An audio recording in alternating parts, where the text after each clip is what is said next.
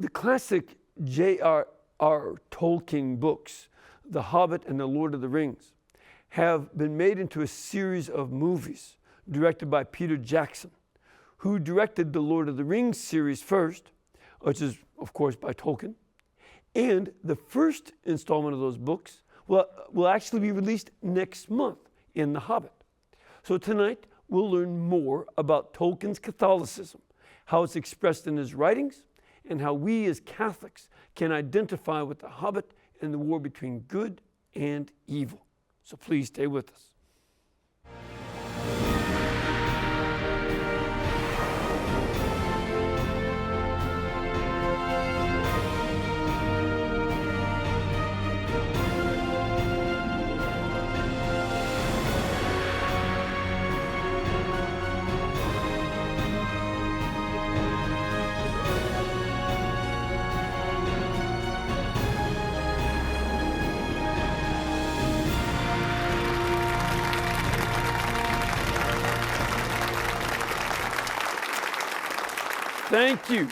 Thank you and welcome. I'm Father Mitch Packwell, and welcome to EWTN Live, our chance to bring you guests from all over the world. Before we introduce you to our guest, I want to mention that today is the feast of St. Joseph Pignatelli. He was born in 1737, and he became a Jesuit and worked in one of our schools. But there was a movement, especially starting in Portugal, that then spread to France and then to Spain, where he lived, which was to get rid of the Jesuits. There were a number of the French philosophers. These were the liberal-minded philosophers of that time who thought that if we can get rid of the Jesuits, we can get rid of the whole church. And that was one of their big goals. So this society was eventually disbanded in those countries, and they forced the Pope to suppress the Jesuits. However, St. Joseph helped out all of those former Jesuits who were exiled, especially to Italy, helped keep them fed, took care of them, and encouraged them. And he continued on so that before he died, the Society of Jesus began to be restored, and eventually it was fully restored by 1814, 3 years after his death. So he's someone who knows how to persevere in the face of secular-minded opposition. Now, we have a guest tonight. He is a good friend of mine. He's been here before, and he's here to help us understand the essential role that J.R.R. Tolkien's devout Catholicism played in making his books as compelling as they are. This man has written a new book, timed to coincide with the release of the new movie called The Hobbit. This book is called Bilbo's Journey, Discovering the Hidden Meaning of The Hobbit, which is already available at EWTN's Religious Catalog. He is the writer in residence at St. Thomas More College in New Hampshire, and he is the co-editor of the St. Austin Review. Please welcome Joseph Pearce. Joseph, good to have you back. It's good to be back. It really is a delight because one of the things that I enjoy about your work is that you do so much of bringing the Catholic components of literature, and good literature, bringing those out so that we can see the influence of our faith on important parts of the culture. Now, before we get into the book, you are now teaching at St. Thomas More. But how do you do that? Because you live in South Carolina. Yes, I'm working on becoming holy enough to bilocate, but until then, I have to commute. So I basically teach intensively at Thomas More College for 1 week periods, about 4 times each semester. Nice. So I started there this semester, thoroughly enjoying it. It's a great, solid Catholic school. Oh, that's good. That's good. And it's a all undergrad kind of place? Yes, undergraduate institution, strictly liberal arts, very, very, very strong in the faith and strong in the academics. Oh, that's good. That's excellent. Now, tell us a little bit about your new book, Bilbo's Journey. why did you focus on Tolkien? Well, I had a book out earlier called Tolkien, Man and Myth, originally published in England in the late 1990s. And when Peter Jackson's movies, The Lord of the Rings, came out about 10 years ago, I was speaking all over the country in all sorts of venues, including state universities, Ivy League schools, as well as Catholic schools, on the hidden meaning of The Lord of the Rings. And this was a very powerful way of evangelizing through the power of Tolkien, because you can talk about Catholicism if you're talking about Frodo or Bilbo. If you talk about the gospel, people, agnostics will just close their minds, close their hearts. That's a category that they dismiss, but yeah, I mean, the way I put it, if I, for instance, I spoke last week at Colorado State University. If I spoke there on a talk called Unlocking the Gospel, 15 people would turn up.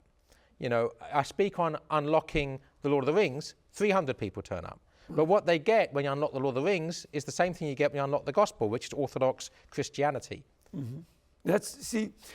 I remember first hearing about the Lord of the Rings in the late 60s, and then, of course, I started reading them in the early 70s. And it was sort of a cult book among hippies and people who had dropped out of society and were creating their own mythology. Oh, you laugh because you don't remember those days, but I remember those days. And this was something that excited them, Is that still going on, that excitement about Tolkien? Well, I think one of the powers of The Lord of the Rings and The Hobbit are that they actually get past what C.S. Lewis called those watchful dragons. When people put their guard up against Christianity, these books get beyond that guard. People realize they enjoy the books and they want to know more about it. Everybody who reads The Hobbit and The Lord of the Rings is moved closer to Christ. So if you're an atheist, you're not going to become a Christian overnight, but you'll be an atheist who's more predisposed towards Christianity than you were before you started reading the books. Mm-hmm. And so everybody who reads it, wherever you are, whether you're a Christian or an atheist or an agnostic or Muslim, everybody who reads Tolkien's works, The Lord of the Rings and The Hobbit, is moved closer to Christ. Well, one of the things about fantasy writing, which is what this is, and C.S. Lewis did it in a number of formats, of course, the Narnia tales, but also his space trilogy and other poems that he wrote. But Lewis put the role of fantasy literature so nicely when he said it's a way to baptize the imagination. Something that I believe he derived from George MacDonald, the originator of fantasy writing. In what ways does Bilbo Baggins help baptize our imagination? Well, you mentioned Lewis. In The Pilgrim's Regress, Father History says that when the pagans forgot how to read, only the Jews could read, God did not abandon them, he sent them pictures, by which he meant stories. So we now live in a hedonistic, largely agnostic or atheistic culture. Bilbo Baggins shows us how to grow up.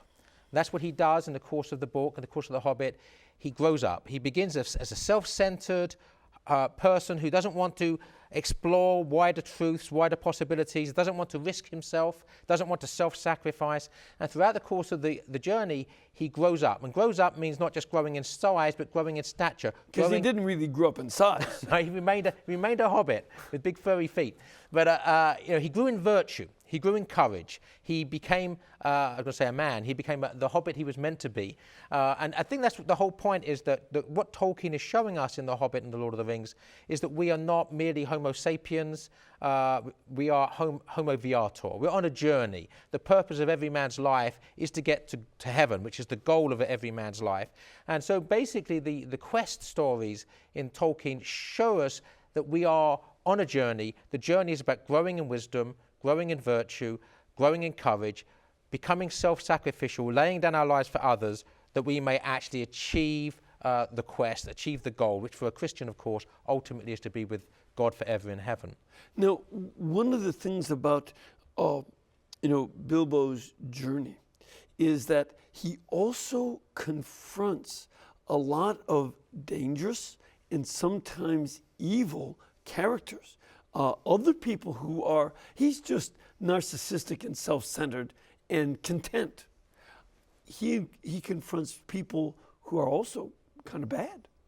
Yeah, basically what happens is Gandalf forces him to go on an adventure. Chesterton says that an adventure is merely an inconvenience rightly considered. So basically the unexpected party is Gandalf really pushing Bilbo out of the door onto an adventure, the purpose of which is for him to grow up. But what you notice in The Hobbit is the first part of the book, Gandalf's always there to look after him. He's a bit like a father, that he's going to look after him, nurture him, protect him.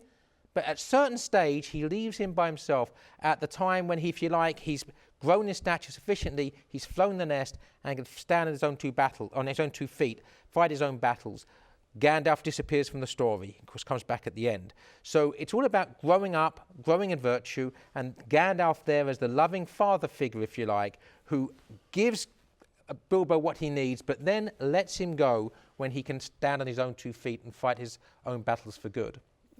Yeah, and this is an extremely wonderful way, because it's an engaging story, and as English literature, I find it wonderfully told. The language is rich, the images are rich, and you just get pulled into the whole story. Well, Tolkien is steeped in Catholic culture. He's also steeped in English history. He's a linguist. He speaks Old English, so his grasp of the English language is beautiful. His grasp of theology is masterful. So you see, in The Lord of the Rings, the ring is synonymous with sin. And in The Hobbit, it's the dragon sickness, which is synonymous with sin, with pride and with materialism. In the age in which we live and the problems we see around us and the darkness we see around us, the dragon sickness is exactly the problem that our society is facing, and we need to slay that dragon. Yep. And, this is, why, again, such a wonderful story may evoke a self-reflection. I mean, that's one of the goals, is to reflect on oneself. In what ways am I like Bilbo Baggins at these stages of self-content, sort of narcissistic willingness to stay exactly where I am, and then being pulled by life's adventures? Yeah, Tolkien says in his essay on fairy stories that the power of fairy stories is to hold up the mirror of scorn and pity to man. In other words, it holds up a mirror to ourselves so we can see ourselves. And we should see it in Frodo and Sam in The Lord of the Rings, and in Bilbo Baggins in The Hobbit, an image, a reflection of ourselves and what we're called to be. First of all, our weaknesses, but then what we're called to do to overcome those weaknesses and to grow in stature and virtue. Mm-hmm. And, that kind of growth is certainly key to all of it, because it's a growth that comes from taking on heroic adventures. It's not just, fun little stories that happen in a sitcom on TV, but it's dangerous adventures. Yeah, basically, that love, one of the big mistakes our modern culture makes is love is a feeling. If you feel good, you're in love. Yeah. Well, no, love is about self-sacrificially laying down your life for the other. And I think what Bilbo shows us in The Hobbit and Frodo in The Lord of the Rings is that in order to grow in virtue, to grow in stature, we have to be willing to sacrifice ourselves, to give ourselves to others. And when we're self-centered, when we enclose ourselves within the confines of our own egos, we shrivel. We become like Gollum. We become like Smaug in The Hobbit. Yeah, explain who Gollum is. Well, Gollum's a character in The Lord of the Rings who basically is so addicted to the ring. And again, the ring is synonymous with sin. And the ring is destroyed on March the 25th, which is the Feast of the Annunciation, and also the Feast of the Crucifixion, the day on which the crucifixion happened. So Tolkien connects the ring to sin. Well, Gollum is addicted to sin. Every time we put the ring on, we enter Satan's world and we become less of a man. Instead of growing in stature, which what we call it, we begin to shrivel, we begin to shrink, become a rather hideous and pathetic parody of who we're meant to be. And Gollum is someone who, because of his habitual addiction to sin, has become a shriveled, pathetic creature. And again, a mirror of us, because that's what happens to us. If we allow sin to rule our lives, we become Gollums. I mean, I've invented a new verb to Gollumize. We can Gollumize ourselves. I wonder if Tolkien would like that way of using his nouns as a verb. Now, this, of course, your analysis of this as having a Catholic background, is this just you reading that into it? Or is there anything in the real life of Tolkien to say, yeah, you've got the right interpretation. How do you link your interpretation with what Tolkien thought of? Well, heaven forbid, Father, I should be guilty of subjectivism or relativism. I try to avoid it. Tolkien said explicitly in one of his letters, and I'm quoting here word for word, "The Lord of the Rings is, of course, a fundamentally religious and Catholic work." So Tolkien himself said it's fundamentally Catholic. So our question is, from the author's mouth, stating that is, well, how is it Catholic? And that's my exploration is based upon Tolkien's own reading of the work, to try to see The Lord of the Rings and The Hobbit through Tolkien's Catholic eyes and see that Catholicism emerging beautifully from the text. Now, what a lot of folks may not realize is that Tolkien was himself a convert at a relatively young age. His mother converted. Tell a little bit about that background and how it affects even the names of places and people that we see in the book. Yeah, well, basically, Tolkien's sort of strange because he's neither a cradle Catholic or a convert. He's what I call a cradle convert, because I think he was about 10 when his mother converted, and he was received into the church when she was received. So he's effectively a lifelong practicing Catholic. He remained a devout Catholic the whole of his life, very, very devoted to the Blessed Sacrament, the Blessed Virgin, the teachings of the church. And we really see that all of his works are an incarnation, if you like, of his Catholicism being played out in story. So it's, you can go, it's really more a problem where we're going to start. But for instance, a connection in both The Hobbit and The Lord of the Rings is the theme of the return of the king. And for a Catholic, the return of the king works on several levels. King Arthur, also the Jacobite history, the exile of the Catholic King James II back in the 17th century, and the two uprisings in the 18th century to restore the true king. Jacobites are waiting for the return of the king, and of course, ultimately and most importantly, the return of Christ the King. So in both The Hobbit and in The Lord of the Rings, there's this theme of awaiting for the return of the true king. Right. And as a matter of fact, that should resonate with Americans. I know that you're from Great Britain, but there were, in the unpleasantries that ensued in 1776, one of the battle cries was, "We have no king but Jesus." That was a strong battle cry. Absolutely. Among many of the colonists who decided not to be colonists anymore. Yeah, and Tolkien, of course, as a Catholic who understands Catholic political philosophy, that all political authority has to come from God. So any political authority which does not come from God is illegitimate. So this is a very, very interesting issue as regards the United States today, one nation under God, the attempt to separate the government from religion. These are all issues, of course, which are very, very relevant, very, very up to date with the situation we find ourselves in. Absolutely. That's one of the reasons why I even highlighted today's feast of St. Joseph Pignatelli, because freedom of religion was very much at stake in his time, and we see it returning again as something that's threatened by the government. Absolutely, absolutely. So this is something that is a recurring theme in human history. Well, Tolkien says, that as a Christian, I see history as the long defeat with only occasional glimpses of final victory. And one thing we need to remember as Christians, is that we're all tempted to think that the world's progressing. Now, you either believe it's progressing towards a golden age, it's progressing towards a dark future. But in actual fact, you look at every decade of human history, there have been crises, including crises in the church. It's not unusual for the church to face persecution. It's been a recurring issue. The church and the world have always been at loggerheads. The church and the devil, Jesus Christ and the devil, have always been at loggerheads. There's nothing new, and it will continue until Christ himself brings the curtain down in his good time. Yep.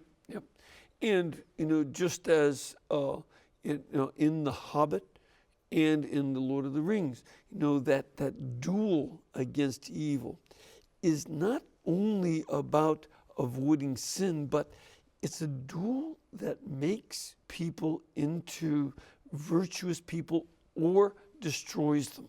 That's part of the dynamic in these novels? Yeah, basically the cosmos that's presented to us in Middle-earth, and Tolkien makes it clear Middle-earth is merely a reflection of our Earth, not another planet, it's here, is that it's not a relativistic cosmos. You know, if you're not serving Christ, you're serving the devil. And you can't serve both masters. Now, ultimately, you will either grow in Nor virtue. can you really be neutral. There is no neutrality. Right. Neutrality is to fall into the camp of the devil. So basically, that you either grow in virtue through struggle, through sacrifice, facing persecution and war, and sometimes what's seemingly insurmountable odds. You either grow in virtue, or you, through cowardice or some other malicious form of evil, you basically become part of the problem instead of part of the solution. Mm-hmm. And this is the kind of development of spiritual life, because that he presents without it being exactly a simile. It's not something where you say, oh, this person for sure is Christ, this person is John the Apostle, this one.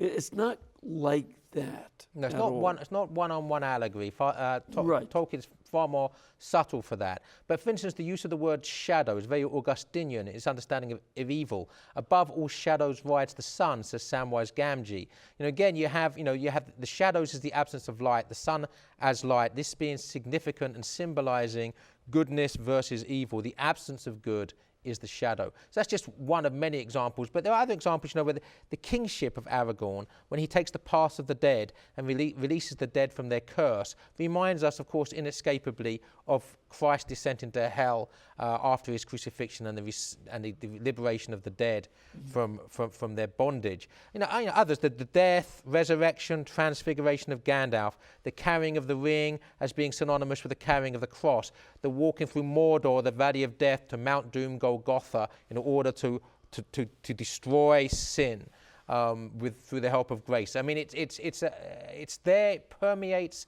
it palpitates on every single page of The Lord of the Rings and The Hobbit. Right. And it's something that again you see at every step. One of the reasons it's so engaging is that even until the very end, there still are these struggles with evil that make or break the characters, and that's key. Now, with the Hobbit, what would be some of the points you would suggest that viewers of the movie should look for? What would you want them to see? Well, my first concern is that Peter Jackson's turning The Hobbit, which is about 1/3 of the length of The Lord of the Rings, into 3 full-length movies. In other words, he's going to spend as much space on The Hobbit as he does on The Lord of the Rings. And that means, of course, he's going to embellish. And he's already introducing lots of characters that were never in The Hobbit. Well, there are going to be 3 Hobbit There's going to be 3 full-length Hobbit movies. So basically, he's hoping to emulate the success of the Lord of the Rings movies, which obviously made an awful lot of money. But whereas in the Lord of the Rings, you had a huge book with which to work, here he has a much smaller book, but he's using the same amount of film. So I suspect there's going to be lots of things done to The Hobbit. I mean, basically, Disney has largely ruined the Chronicles of Narnia. I mean, the first film wasn't so bad, Lion, Witch and Wardrobe, but the 2 since then are pretty awful. Mm-hmm. So my concern is that he's going to do things to the book. The key thing is I would make sure that that people read the book first, if at all possible. It's another month or so before the movie's released. Try to read the book first, so that because the trouble is, or at least the first third of the book, so you can keep up with the movie. Well, yeah, even if it follows it that chronologically, who knows what he's going to do with it? But I really do think that the trouble with watching a film before you read the literature is it gate crashes your imagination anyway. Yes. Now, when you come to read the book, you'll be seeing the character, the actor who played. I'm sure people that watched the Lord of the Rings films before reading the book are seeing, Ian McKellen whenever they get Gandalf. Mm. It's best to read the book first, so your imagination's had its freedom, and then watch the movie afterwards. So that's the first thing I'll say. Read the book first, and of course, read my guide to the book as well, Bilbo's Journey. I have to say that I wrote it for a reason. Yeah. That brings up a good point, because it's the point that I'm trying to get at here, I think. You wrote this book, Bilbo's Journey, Discovering the Hidden Meaning of the Hobbit. What should somebody reading your book gain as they read The Hobbit? Well, I think that invariably we miss most of the deeper meaning of a work of literature when we read it for the first time. You have to come back maybe and reread a work several times to start getting the deeper meaning, or to have a professor or a teacher bringing that meaning out for you. So my book really is a guide to The Hobbit. It brings out the Catholic dimension. It shows the way the word luck, when the word luck is used in The Hobbit, it's a euphemism for providence. Tolkien does not like using overtly Christian buzzwords, but that's one example. Again, the necessity to go on the journey, the homo viata, the dragon sickness as basically the sin at the heart of all of us, ultimately the sin of pride, but manifests itself in materialism. Again, these are very relevant issues for today. So, to see what the dragon sickness signifies, and to see how, as with the Lord of the Rings, in fact, Bilbo returns home after the dragon is slain to find what? He finds dragons in his own house. There are hobbits who are dragons. In other words, the dragon sickness is closer to home than we think. You don't have to go out across the other side of the world to slay a dragon to find dragon sickness. You look in your own heart to find the dragon sickness. Sure. So those will be some of the points that as people read your book and read The Hobbit itself, which we want to encourage. Yes. It is just too good not to read. That it's just a wonderful. It needs to be read, and also now as a matter of urgency, because if anybody's planning to go and watch the Hobbit movies and haven't yet read the book, I do think this is now the time to go and read the book before you watch the movies. Yeah. It's coming out right before in December. Christmas. Next month. Yeah. So you've got the Thanksgiving break coming up. You might even find it on sale someplace or other, and you'll take some time to go ahead and reread or read the book for the first time. Absolutely. All right, we're going to take a break. We're going to come back in just a couple of minutes. We want to get your comments and your questions, so please stay with us.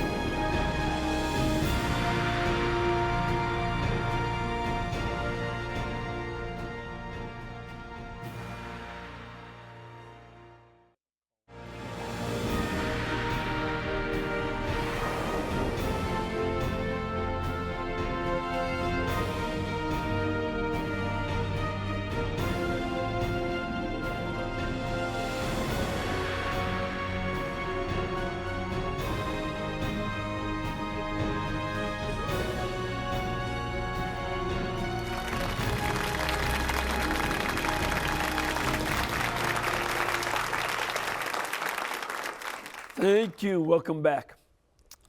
We'd love to have you come down here to Alabama and join us to be part of our studio audience, as well as get a chance to meet you when you come visit. If you do have an opportunity to come through Birmingham, I know a lot of folks pretty soon will be coming from up north to get down to Florida or to the LA. LA is lower Alabama. Down there by the coast and get to where it's warm. On your way down, please feel free to stop by and contact our pilgrimage department at 205-271-2966. Or you can also go to our website, www.ewtn.com, and they'll give you lots of information about the scheduling of masses, programs, and which are all free, of course, and tours of the network, directions on how to get up to Hansville to see the shrine of the Most Blessed Sacrament, and they'll give you information about hotels and all that other necessary information. So please come on down and join us if you get a chance. All right, are you ready for some questions? As long as they're easy. Well, we're not going to guarantee that. So we brought you all this way from South Carolina. Let's start off with a call. We have John on the line from Ohio. Hello, John. Hello, Father Mitch. How you doing, sir? Good today, and yourself? Doing well, thank you. What can we do for you? Oh, I think I have an easy question for the guest. All right. If somebody read the book and it could possibly be intellectual and they wouldn't pick up on it, how would you, or what would you say to a person who said, it's just a good fairy tale? How would you make the presence and struggle of good and evil knowledgeable to a person like that? And I'll hang up. Thank you, John. Well, the first thing I would do is to quote Tolkien himself. You're talking about The Lord of the Rings or The Hobbit, that it's a fundamentally religious and Catholic work. In other words, that we have to be able to see a dimension beyond the merely literal level of meaning. And that the dragons in fairy stories, going back to the beginning of time, signify evil. Wicked witches signify evil. We live in a world which is full of evil and temptation and pitfalls, and some that can be deadly, including giants and witches and dragons. So if we can't see that the fairy story is emblematic of the sin and virtue that's at war in everyday life, then we're missing the point of the fairy story and the deeper meaning. But I say, as regards The Lord of the Rings and The Hobbit, Tolkien himself insists they're fundamentally Catholic. So you have to take the author at his own word and make the effort to find out what those deeper meanings are. You see, one of the ways I would also approach this is to say, all right, you said that this is a very good book. Right? What made it so good in your mind? I mean, I start to ask them questions. What was interesting? What was intriguing? Why did you think it was so good? And this, as they start to answer, keep probing with more questions and let them give you enough rope to hang them with. Father, you are an absolutely wonderful Jesuit. And that's perfect, absolutely, of course, because in having to answer those questions, they're beginning to make sense of the work for themselves. Exactly. So, Exactly. as you say, give them enough rope, or if you like, it's like intellectual jiu-jitsu. Rather than sumo wrestling them by trying to beat them with your strength against their strength, you let their own weight fell them. Yep. So, yeah, I agree completely. Yep, I think that works. I taught a lot of high school boys in the years, so you learn how to do that. Yeah, so it seems. Let's have a question from our studio audience. Young lady, where are you from? I'm from here in Birmingham. Good to have you here. And what's your question? My question is whether there is any religious symbolism to the characters of the dwarves in the Hobbit book. Well, thank you. Well, the dwarves as a whole in Tolkien's whole legendarium, the whole of Middle-earth, is a huge issue that requires a book in itself. So I'm glad that the question was more focused on purely the Hobbit. So I'm going to forget the bigger issue for those Tolkien people out there that want the dwarves as a whole. But within the Hobbit, I think, first of all, they serve as a foil for Bilbo as he's growing up. But you also see in the dwarves in general and in their leader, the exiled king, Thorin Oakenshield, we see the dragon sickness in motion, at work, how bit by bit his friendship with Bilbo and his friendship with the other dwarves is poisoned by his lust for power, his lust for gold, and how pride ultimately precedeth a fall. So in Thorin Oakenshield, in the leader of the dwarves, we see the dragon sickness at work. And the important thing here, the dragon sickness is not something that only the dragon suffers from. It suffered from Bilbo to the dwarves, and I think the dwarves in the Hobbit epitomise the dangers of the dragon sickness and how pride precedes the fall. And then there's the wonderful reconciliation scene between Thorin Oakenshield and Bilbo, where basically Thorin Oakenshield now realises that love, self-sacrifice is much more important than gold or power or pride. You know, and again, this is something for our, like the dwarf society needed to confront the dragon sickness in a sense, and its king, but also the subjects. You also have that kind of cultural acceptance of desire for things, in societies throughout history. I mean, we can all relate to being the dwarves, that all of us have that, whether we want the government to do it for us, whether we want to acquire it on our own and become super wealthy. There are all sorts of forms of it. Right. Materialism, of course, philosophical materialism is ultimately about pride. Materialism as regards acquisitiveness is something, as you rightly say, is in every single generation of human history. Today, I think its peculiar form today is in the acquiring of gadgets. I mean, I sometimes call them godgets because they become, if you like, little idols, where we don't have children because we want to be able to afford the latest gadget. It becomes a new idolatry. So yes, this dragon sickness is at the heart of every society, including our own. So again, the Hobbit is a mirror that shows us ourselves and the society in which we live, not least the role of the dwarves in the Hobbit. Yeah. Let's take another call. We have Joyce. Hello, Joyce.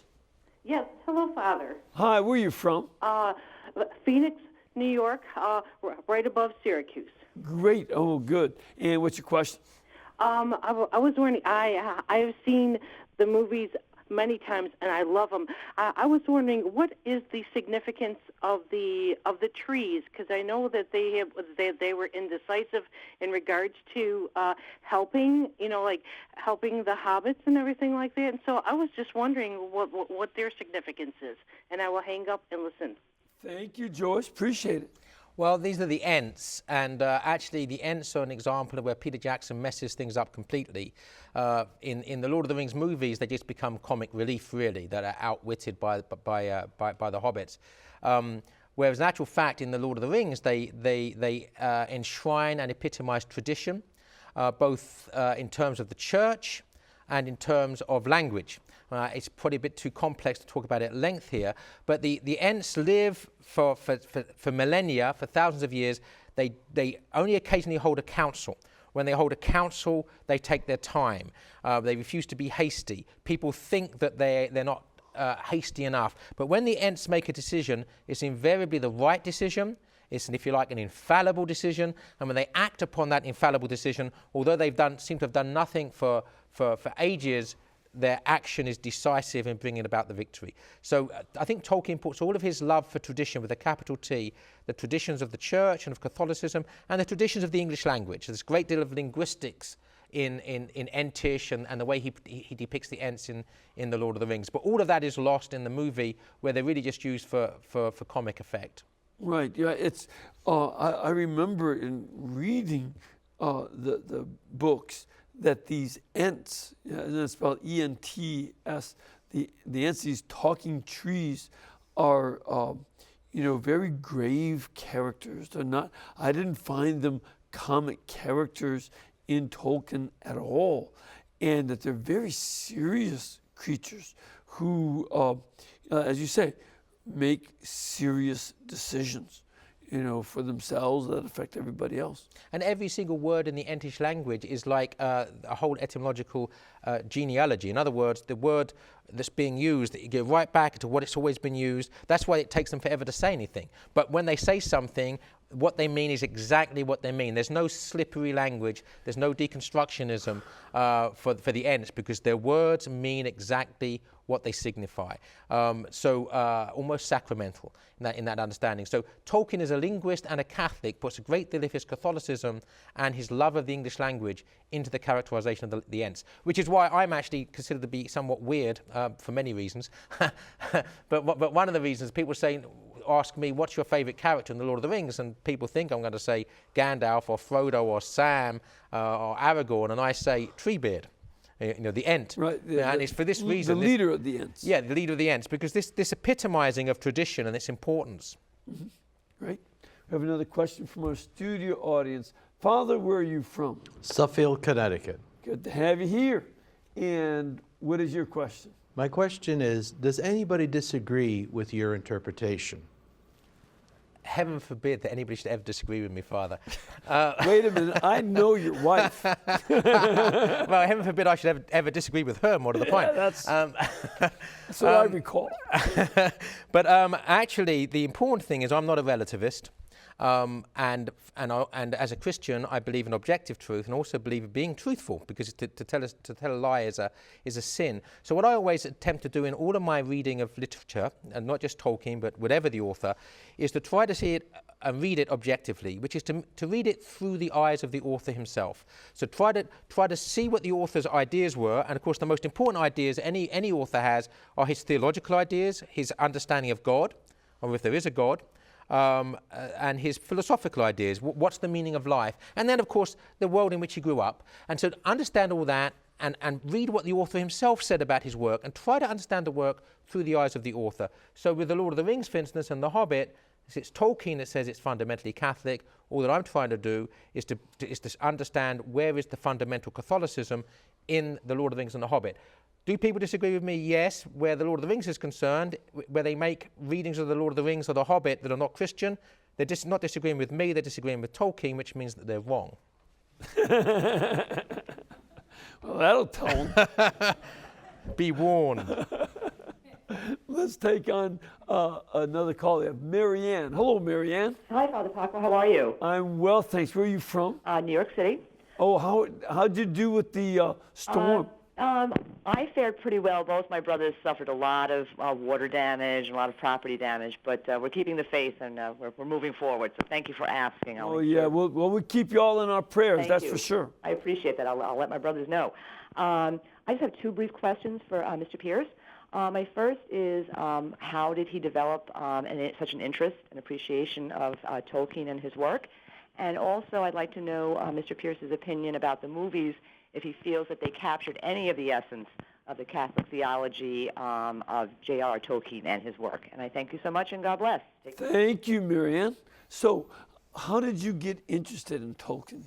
Well, I first read Tolkien as an adult, actually, when I was very anti-Catholic and was not a Christian believer, very angry young man, and had a very, shall we say, positive impact upon my spiritual and religious development. So Tolkien's one of the figures that I count amongst the giants who led me to Christ and his church. So, you'd have Chesterton, C.S. Lewis, John Henry Newman, Thomas Aquinas, and certainly J.R.R. Tolkien be up there with them. And of course, I was aware that most people did not understand the Catholic dimension of The Lord of the Rings, nor did I, by the way, when I first read it. So I made it, if you like, a mission to make that Catholicism known. As regards Peter Jackson's movies, I thought they were much better than I thought they were going to be. So in that sense, my overall impression was one of relief. That they weren't as bad as I thought. I think his depiction of evil is very good. I think that Peter Jackson is someone who's made his reputation with horror films is much better at depicting evil than virtue. So, for instance, he messes up with the Ents, as we mentioned. He messes up with Faramir. Now, Faramir, the character of Faramir in The Lord of the Rings, Boromir's brother, is a saint. He says he would not pick up the ring if he saw it laying at the side of the road. He also said that he would not snare even an orc with a falsehood, not tell a lie even to the devil himself. And yet in Peter Jackson's movies, he's a conflicted, ambivalent man. Yeah. So that's sort of typical of the modern's inability to sort of understand virtue and goodness. Yeah, and that's very problematic. That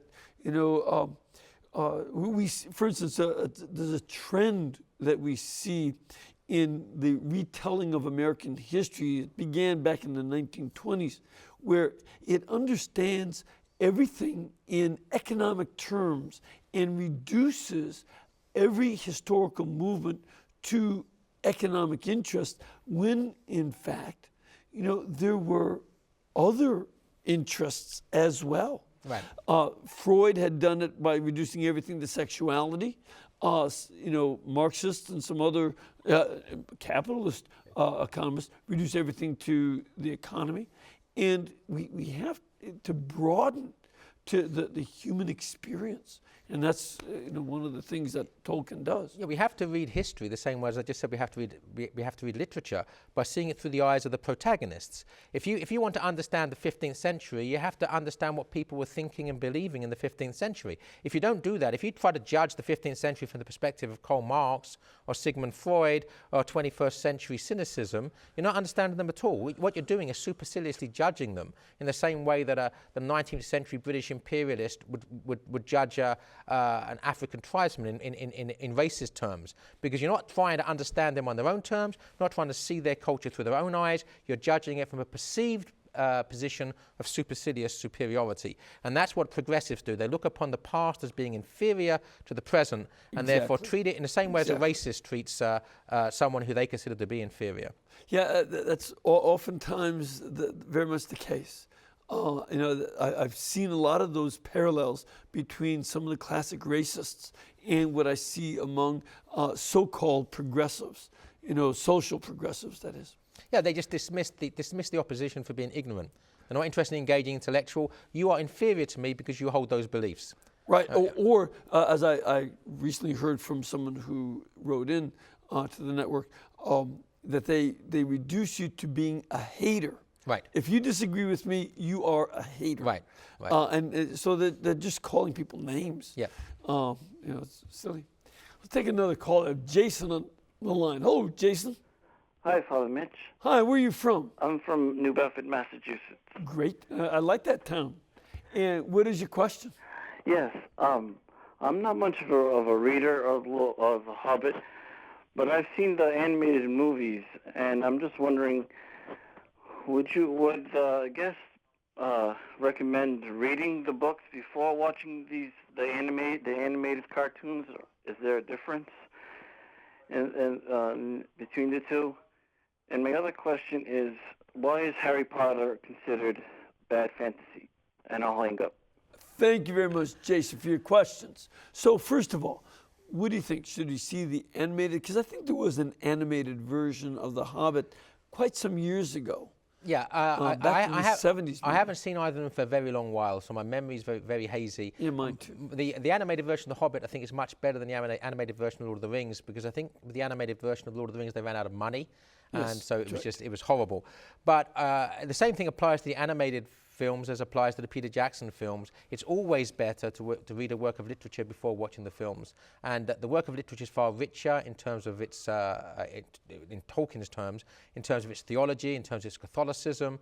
So you're missing an awful lot of the deeper dimension if you just make do with watching the films, whether it's the animated version or the Peter Jackson version. Right.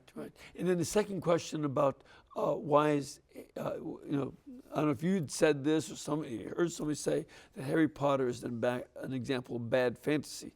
What would you comment on that? Well, I mean, I mentioned that Faramir said he would not snare even an orc with a falsehood. He would not tell a lie even to the devil. Well, I think the big problem with Harry Potter is that the good characters in Harry Potter do use evil or questionable means to a good end. Yes. And the whole point of the Lord of the Rings is if you use evil means to a good end, you become evil, and therefore evil wins. So you cannot defeat evil with evil means, and that distinction is blurred in Harry Potter. That's the biggest single problem with the Harry Potter books, I think. Yeah, one of mine, I didn't read all of them, but I've seen some of the movies and I read the first ones. And I was struck about how Harry Potter gets to be worse and worse as a character. He started off more humbly and virtuously than he became as he went along. And I found that very unsatisfying. It becomes darker and more ambivalent, yes. more ambiguity. Yes. It's basically, with Tolkien, you get clarity because Tolkien is an orthodox believer. J.K. Rowling, you get confusion because she's a modern Christian, in inverted commas, with all that entails and doesn't entail. Confusion, basically. And that confusion theologically plays itself out in the plots and morality of the Harry Potter books. Yes, that's right. We have another caller. Hello, Eve. Hello. Hi, where are you from? I love you all. You are my university. This is Miss Eve from San Antonio, Texas. Oh, great. And what is your question? St. Matthew's Church. Well, thank you for working in God's... What's that? No, I just wanted to thank you for working in God's vineyard, helping us understanding clearly, like books. My question is about your comment that Disney did a bad job about Narnia. and I need to know that. Okay. So very good. So she wants a little bit of clarification about when you said that Disney, who I guess produced the Narnia series, the 3 Narnia movies, when you said they did a bad job. What was so bad with what they did? Well, with the Lion, the Witch and the Wardrobe, it was okay. I mean, it stuck fairly close to the story. It really had to. But I think with Prince Caspian and the Voyage of Dawn Treader, they've been taking more liberties. Yes. There's been more modern interpretations of the characters. We have feminist spins. All of those aspects that are nowhere in the C.S. Lewis books are introduced basically to turn them into sort of a liberal, modern 21st century parody of Lewis's timeless Christian works. I mean, that Narnia doesn't date in its essentials, but in order to make this up to date, as the producers see it, they've just made it very much a product of its age, which I think will look, 10 years from now, will look very, should we say, early 21st century. Yeah, right. It's the kind of thing that we sometimes see with a number of movies that were made about the Bible back in the 1950s and 40s. They brought in themes about modern ideas of liberation from oppressors and modern speak, and because they didn't stick with that timeless quality of the scriptural texts, they watered it down, and now they're very dated. They're so up to date that they soon became outdated. I mean, I think it was C.S. Lewis that said that fashions are always coming and going, but mostly going. Fashion. The one thing about something which is up to date, it'll be out of date very soon. Yes. Yep. That's exactly right. Let's have another call. We have Celine. Hello, Celine. Hello, Father. And where are you from? I'm here in Birmingham. Great. And what's your question? Well, with Christmas coming up, I've been looking for a gift that I could innocently give someone who is outside the church, maybe even anti-Catholic, doesn't want to talk about religion. A book of classic literature that would seem like an innocent gift, but that would get them thinking deeper truth, that contains deeper truths about God. All right. So what would there be that would be a piece of really good quality literature you could give to an educated person who is mad at God? I mean, that's part of the new atheism. They don't think about atheism. They haven't thought it through. They just don't like God. And they certainly don't like anybody who does like God. I find the new atheists just ornery, not thoughtful. So what could you give them that might open their mind to the possibility of belief? Well, again, as Tolkien and Lewis said, we have to get past those watchful dragons, people that will not refuse to read anything that smells of Christianity. And that actually, at the risk of sounding as if I'm breaking into a commercial here, commercial break, that's actually exactly what I try to do with my own books. I would ask you maybe to check out some of the books that I do. I wrote a book, for instance, called The Unmasking of Oscar Wilde. So if someone's interested in Oscar Wilde, they could buy that book. It doesn't hit you in the face with Christianity, but it does show Oscar Wilde's lifelong love affair with the Catholic Church. But it's it's under the radar. My Tolkien Man and Myth. So you notice there's no Catholicism in the titles here. Tolkien Man and Myth looks at Tolkien as a Catholic writer, but it's not up front. And Bilbo's journey, discovering the hidden meaning of The Hobbit. The original title was Bilbo's Pilgrimage, and my publisher changed it to Bilbo's Journey, exactly so this could be bought by people who were not Christians. And I have also edited something called the Ignatius Critical Editions for Ignatius Press, which are some of the classic works of English literature, but with contemporary essays in the back and introductions looking at it from a tradition-oriented perspective, which is, of course, largely a Christian perspective. So these are some ideas about books you could buy for your non-Christian or even anti-Christian friends that might get past those watchful dragons, and they may actually read and be moved closer to the church without perhaps realizing it at first. Yeah, you for instance, you have the Ignatius Critical Edition of the Picture of Dorian Gray. I remember reading that in high school, and also Frankenstein. You know, that will get under an atheist's radar. Exactly. And you know, when they for instance, the edition of Frankenstein, the novel's there in its entirety, but the commentaries are from very much a tradition-oriented perspective. It will get them thinking. I'm always in favor of that. I'm afraid, though, we've run out of time to keep on this thinking. I want to remind you that you can get books and videos by Joseph Pearce at EWTN's Religious Catalog, 1-800-854-6316. Or just go to the website, EWTNreligiouscatalog.com. And I want to give you all a blessing. May Almighty God bless you and keep you, cause His face to shine upon you. The Father, the Son, and the Holy Spirit. Amen. Amen. Thank you very much for being with us. And we can bring Joseph Pearce on this program, as well as have him do his own programs here where he's teaching more, because you make this network possible. So we ask you to please keep us in between your gas bill, your electric bill, and your cable bill. And we, God willing, will be able to pay all of our bills too. God bless you, and thank you.